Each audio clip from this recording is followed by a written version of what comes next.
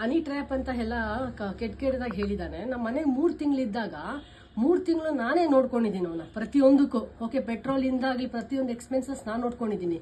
Okay, ಅದು ನೀನು honey trap ಬಂದಾಗ ನನಗೊಂದು ತೋರಿಸ್ಬೇಕು, ವಿತ್ ಪ್ರೂಫ್ ತೋರಿಸ್ಬೇಕು. ಮೇಘಂಗೆ ಹನಿ ಟ್ರ್ಯಾಪ್ ಮಾಡ್ತಾಳೆ, ಮೇಘ ಎಲ್ಲೆಲ್ಲಿ ದುಡ್ಡು ಎಷ್ಟೆಷ್ಟು ಕೊಟ್ಟವನೆ, ಯಾಕೆ ಅಂದ್ರೆ ಅವ್ನು ದುಡಿಯೋದು ಒಂದು 70,000 ರೂಪಾಯಿ, ಇಲ್ಲ ಅವ್ನು ಹೆಂಗೆ ನನಗೆ 25 ಲಕ್ಷ ಕೊಡ್ತಾನೆ ಹೇಳಿ. ಇವಾಗ ನಾನೇ ದುಡಿಯೋಳು ಚೀಟಿ ಹಾಕ್ಬಿಟ್ಟು ನಾನೇ ಅವನಿಗೆ 5 ಲಕ್ಷ ಎತ್ಕೊಟ್ಟಿದ್ದೀನಿ. ಗೋಲ್ಡ್ ಬೇಕು ಅಂದ, ಚೈನ್ ಬೇಕು ಅಂದ, ಉಂಗ್ರ ಬೇಕು ಅಂದ, ನಾನು ಕೊಟ್ಟೆ. ನಾನು 1 ರೂಪಾಯಿ ಅವನ ಹತ್ರ ಒಂದೇ 1 ರೂಪಾಯಿ ಕೂಡ ತಗೊಂಡಿಲ್ಲ ಅವನ ಹತ್ರ. ನಾನು 1 ರೂಪಾಯಿ ತೋರಿಸ್ಬಿಡ್ಲಿ ಅವನು, ಹೌದು ಮೇಘನ ಹತ್ರ ನಾನು ಇಷ್ಟು ಕೊಟ್ಟಿದ್ದೀನಿ ಅಂತ ನಾನು ತಲೆ ಬಗ್ಗಿ ನಾನು ಅವನು ಎಲ್ಲರ ಮುಂದೆ ನಾನು ನಮಸ್ಕಾರ ಮಾಡ್ತೀನಿ. ಯಾಕೆ ಗೊತ್ತಾ, ಸುಳ್ಳು ಹೇಳೋದಕ್ಕೆ ನಿಂತ್ಕೊಂಡಿದ್ದಾನೆ ಅಂದ್ರೆ ಅಷ್ಟು ಸುಳ್ಳು ಹೇಳಬೇಕು ಒಂದು ಹೆಂಡತಿ ಬಗ್ಗೆ, ಸ್ವಂತ ಹೆಂಡತಿ ಬಗ್ಗೆ. ನಿನ್ಗೆ ಹೌದು ಇಷ್ಟೊಂದೆಲ್ಲ ಕಾರಣತ ಮಾಡ್ತಿದ್ಯಲ್ಲ, ಏನಿದೆ ಫಸ್ಟ್ ಆಫ್ ಆಲ್? ಏನೂ ಇಲ್ಲ. ನೀನು ನಮ್ಮ ಮನೆಗೆ ಬಂದೆ, ನಮ್ಮ ಮನೆಗೆ ಹೇಳ್ದೆ ನನ್ನ ಕೇಸ್ ವಾಪಸ್ ತಗೋಬೇಕು, 5 ಲಕ್ಷ ಬಿಸಾಕ್ತೀನಿ ಅಂತ ನಾವು ಒಪ್ಕೊಳ್ಳಿಲ್ಲ. ನಾನು ಒಪ್ಪನಾಗೆ ಹೇಳಿದ್ದೀನಿ, ನಾನು ಸ್ಟೇಷನಲ್ಲಿ FIR ಕೂಡ ಬರ್ಸಿದ್ದೀನಿ. ಬಂದು 5 ಲಕ್ಷ ಬಿಸಾಕ್ತೀನಿ, ಕೇಸ್ ತಗೋಬೇಕು ಅಂತ ಅಮ್ಮ ಮಗ ಎಲ್ಲರೂ ಫೋನ್ ಮಾಡಿ ಕೇಳಿದ್ರು. ಇಲ್ಲ ಅಂತ ಅವ್ನು ನಮ್ಮ ಮನೆಗೆ ಬಂದುಬಿಟ್ಟು ಹೊಸ ಮನೆಗೆ ಬಂದು ಅಲ್ಲೂ ಬಂದು ಟಾರ್ಚರ್ ಕೊಟ್ಟ.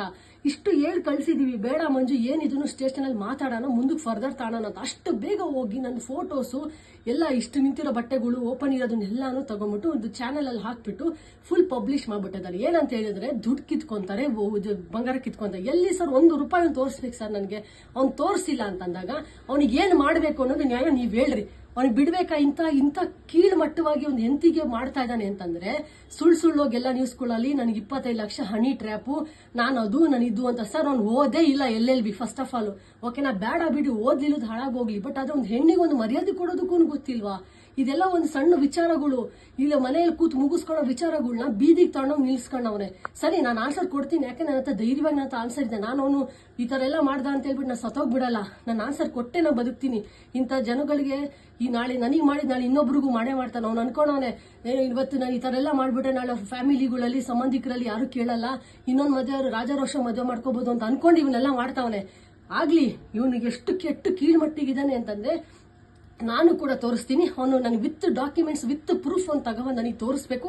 ಎಲ್ಲೆಲ್ಲಿ ಎಷ್ಟೆಷ್ಟು ಕೊಟ್ಟಿದ್ದಾನೆ, ಯಾವ ಬಂಗಾರ ಕೊಟ್ಟವನು, ಎಲ್ಲಿ ಡ್ರಾ ಮಾಡೋನು, ಎಲ್ಲಿ ಕೊಡ್ಸೋನೆ ಅಂತ ನನಗೆ ತೋರಿಸ್ಬೇಕು. ಇವಾಗ ನಾನು ಕೊಡ್ಸಿರೋದು ಅವನಿಗೆ ದುಡ್ಡು ಕೊಟ್ಟಿದ್ದು ಪ್ರತಿಯೊಂದು ಪ್ರೂಫ್ ಇದೆ. ನಾನು ನಿಮ್ಗೆ ಎಲ್ಲರಿಗೂ ತೋರಿಸ್ತೀನಿ. ಅವ್ನು ಹಂಗೆ ಆನ್ಸರ್ ಕೊಡಬೇಕು. ಇಲ್ಲ ಅಂದ್ರೆ ಏನು ಅವ್ನಿಗೆ ಮಾಡಬೇಕು ಅಂತ ನೀವೇ ಹೇಳಿ.